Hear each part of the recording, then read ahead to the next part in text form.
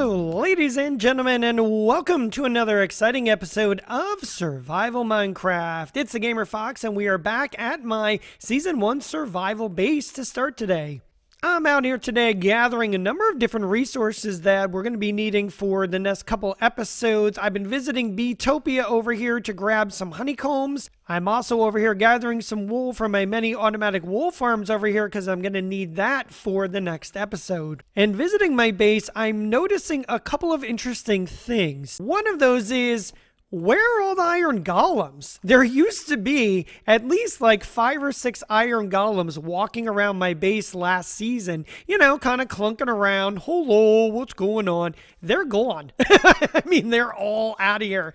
I don't know where they went. Maybe they got killed by mobs or something over time, but there's no iron golems here anymore. It's very strange. The second thing that I'm noticing, and I'm even seeing it as I'm recording this right now, my FPS here at my base has really dropped considerably in the last episode or two. I don't know why, but it's kind of very glitchy. I can see it's kind of struggling, and I really have not been sure why that might be. I was trying to think if anything might have changed over here recently that might do that, and the only thing I can think of is recently I added this nether portal at the bottom of a villager breeder hall so I could start to bring villagers over to the plaza. Now the portal goes to another portal here on the nether roof right next to my gold and my gas farms that I made an ice highway here all the way over to a portal that leads to the bottom of the new tutor house at the plaza. And this has been a really convenient, handy way for me to move villagers around. And I can already see right now the FPS up here on the nether roof is fine. I'm kind of surprised I haven't had lag issues earlier over here just because of how much is going on over here in the village between all the villagers and everything else that's happening over here. But it's really been much more noticeable since I added this new nether portal. So let me know in the comments if you think having extra nether portals all close together is problematic. Could that be a reason why the FPS is struggling? Let me know what you think in the comments. Let's see how our wool gathering efforts have been going over here. We've got a good amount of the cool different wools, so that looks nice. Of the 3 primary colors, I'm kind of lacking in red, though I'm doing pretty well on the others. And I've got a good amount of the cool wools going on, so we're in pretty good shape. Now, we're not going to use the wool in today's episode. I'm just kind of pre-gaming for the next episode where we're actually going to use it. We're going to head back over to the plaza area because we got to jump in and we got to get started on what we're going to be doing in today's episode. But first, if you enjoyed this video, please do me a favor and go ahead and leave a like on it for me. And if you have a comment or a question, please be sure to leave it in the comments below.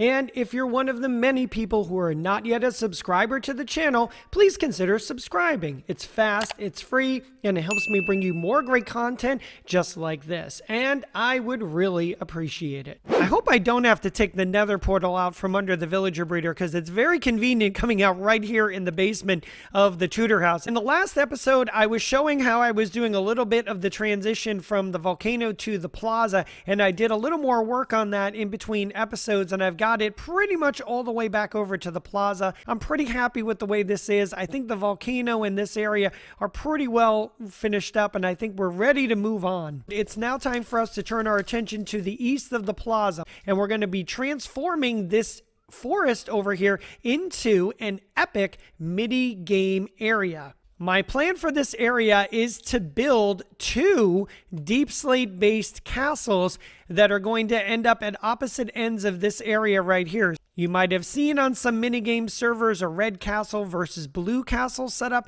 and we're going to have something like that with an area in between that we're going to set up as kind of a play area with maybe some obstacles and some other things. The TNT flying bomber has been assembled, and I have some infrastructure and some scaffolding all set up, and you can see the area that I'm planning to clear out and work in today, all the way out to the other end over there, and then a little bit more towards the plaza as well. So for one last time this season, let's take the TNT flying bombers for a ride in this first time lapse.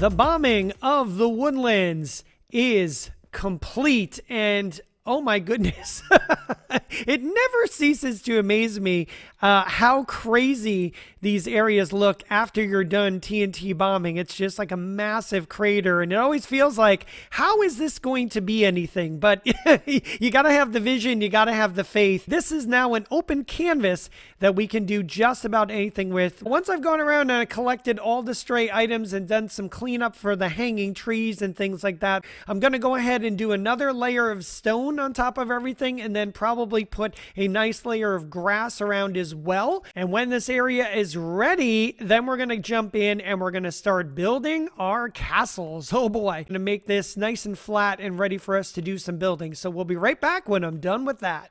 The grass and the landscaping is done, and wow, what a difference, huh? I mean, look at this area. Kind of crazy too, when you think about what this area looked like after the bombing was completed. It really is such a big difference, such a big transformation. So as I said, what we're going to have is we're going to have two castles over here. One of them's going to be on this mound right here, and the other one's going to be over on that mound right here. And what we're going to do is we're going to start on this side. So these are going to stand out from other castles that you might have seen because the designs are going to be a little bit different, and they're going to be themed with some different nether woods as well. I'm going to be using crimson for the castle I'm going to be building on this side, and warped wood for the one that's going to be going over there. So I'm going to get the castle building going right here. We're going to work on the crimson castle first. I'm going to put it in this spot, and we're going to come back and talk about it when we're done. So let's jump into our first build time lapse. 3, 2, 1, let's go.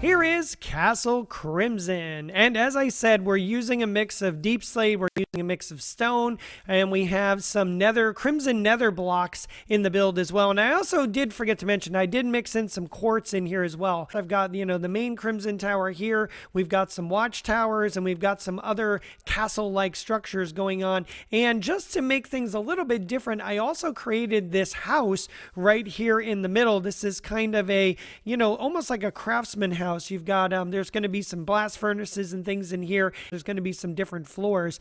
And there's also going to be some redstone going on here. That's why this is empty. I'll talk a little bit more about the mechanics of what's going to happen, like where some of the redstone's going to go when we get to the detail phase. So now that this castle is done, we now have to turn our attention to the other side over here.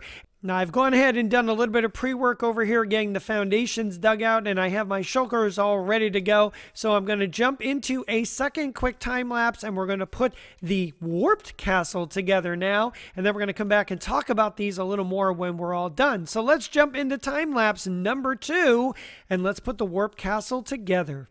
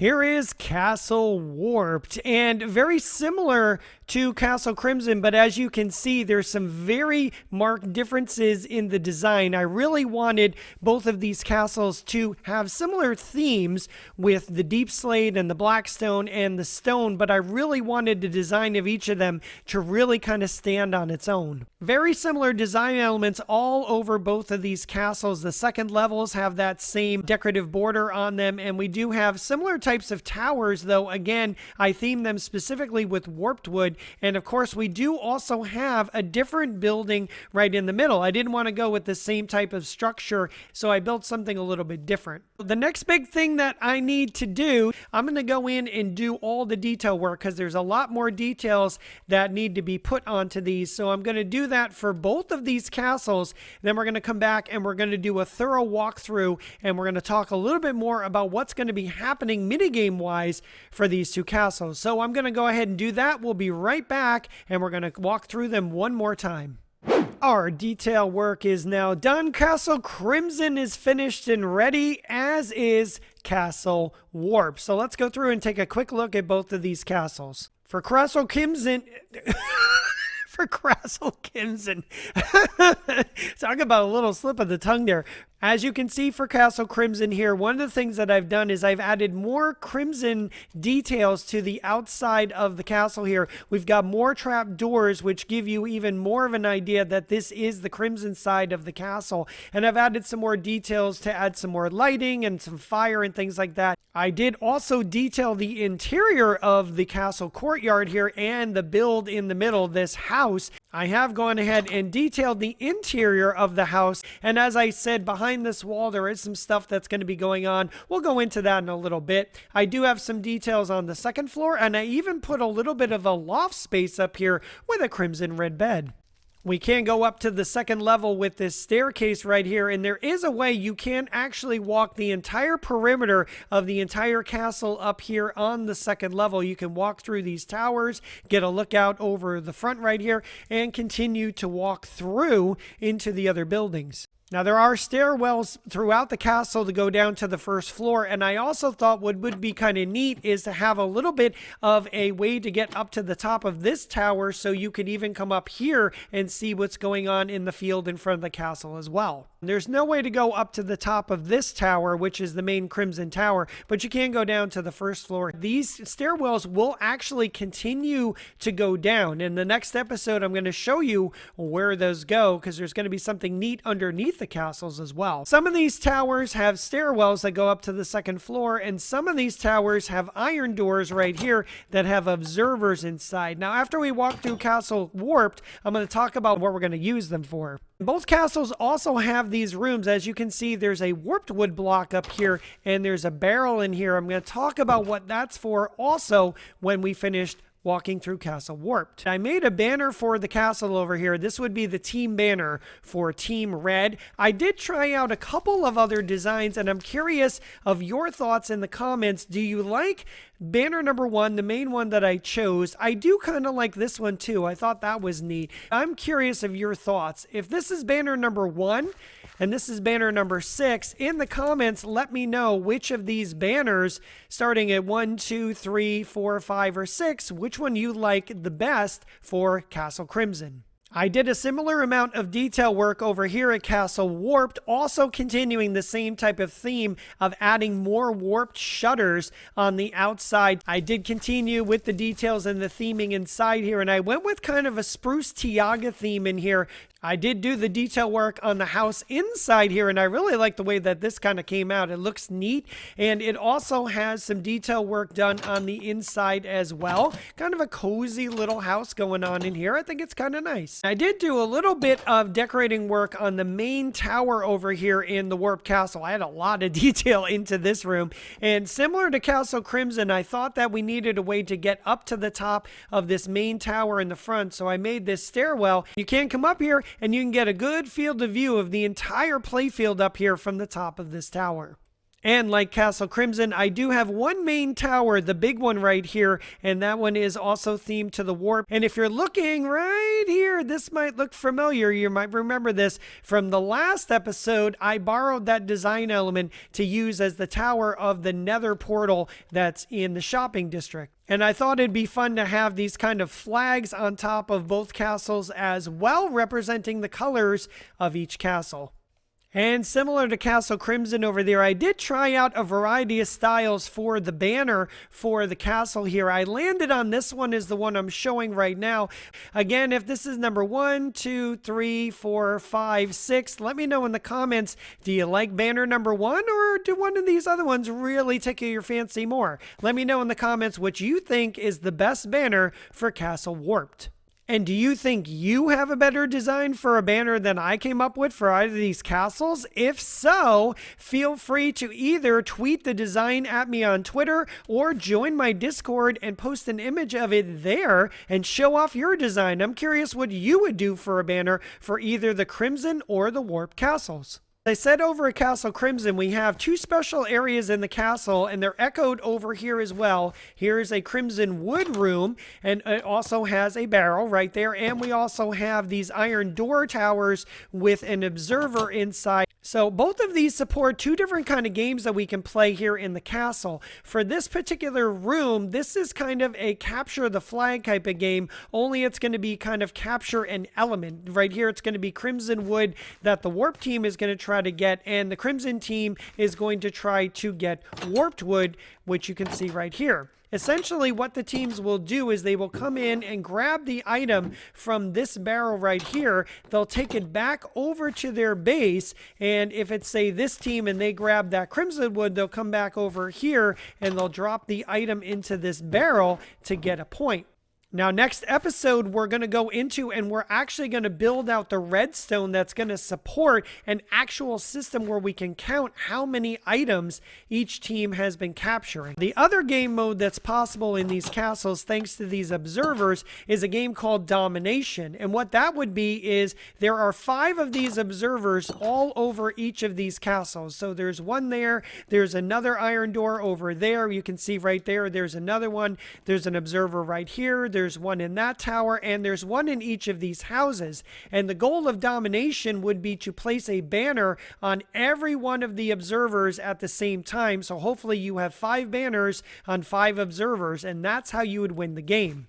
The challenge of the game would come from making sure that once you place a banner, the home team does not go in and remove the banner, because all 5 banners have to be in place. So that should be a very fun and interesting game. And again, we're also going to be setting up the redstone that's going to make that possible, and also let us track how many observers actually have banners on them at any one time. So I think it goes without saying, you're definitely going to want to come back for the next episode where we make these castles come alive and set up all the redstone that's going to make this minigame area work. And with that, it's going to bring this episode of Survival Minecraft to a close. And I'm very excited to have the last area over here next to the plaza done and on its way to being completed. After we finish off this area, I'm going to do a little more work getting the transition to the plaza here done as well. And after that, we are going to turn our attention back to the plaza to finish off this season. We're going to finish the plaza as well. Do not miss the last 2 episodes of season number 2. I thank you very much for watching the videos and supporting everything that I'm doing here, and I always appreciate your comments and feedback. So as always, keep them coming. I really appreciate it. Thank you so much. I hope everybody has a great day. Stay safe and be well out there, everybody, and I'll see you again for the next exciting episode of Survival Minecraft coming real soon. Take care and have a great day.